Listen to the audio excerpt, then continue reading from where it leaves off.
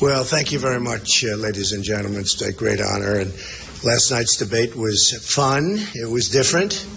It got wonderful. There were a lot of good feelings in that room, and I think it's something, frankly, that the Republican Party needed. And today is something very, very special because Dr. Ben Carson was respected by everybody.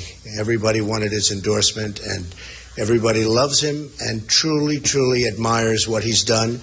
His life has been an incredible life. It's been a awe-inspiring life, and I just want to tell you that having his support really, I think it adds just total credence to what I'm trying to do and to what we're all trying to do. So I just want to introduce Dr. Ben Carson, special, special person, special man. Thank you very much.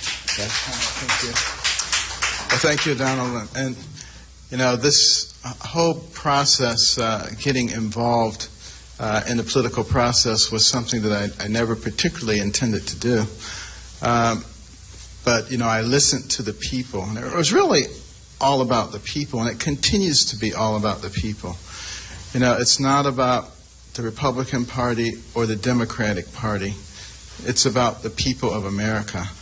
And what I have been seeing recently is political operatives and parties once again trying to assert themselves and trying to thwart the will of the people. I find that that is an extraordinarily dangerous place to be right now. And, you know, I want the voice of the people to be heard. I want the political process to play out in the way that it should play out. And, you know, I think the Republican Party particularly would be very wise not to adopt let's stop this guy and let's promote this guy policy, but rather start thinking about what are the things that are going to be helpful for America. Right now, you know, we're in a process of going off the deep end. We're going off the cliff. We're fiscally irresponsible. We're hating each other. We're destroying ourselves. A house divided against itself cannot stand. We're failing to take a leadership position on the world stage. Now, some people have said, well, why would you get behind a man like Donald Trump? I'll tell you why. First of all, I've come to know Donald Trump over the last few years. He is actually a very intelligent man who cares deeply about America. There are two different Donald Trumps. There's the one you see on the stage, and there's the one who's very cerebral, sits there and considers things very carefully. You can have a very good conversation with him. And that's the Donald Trump that you're going to start seeing more and more of right now.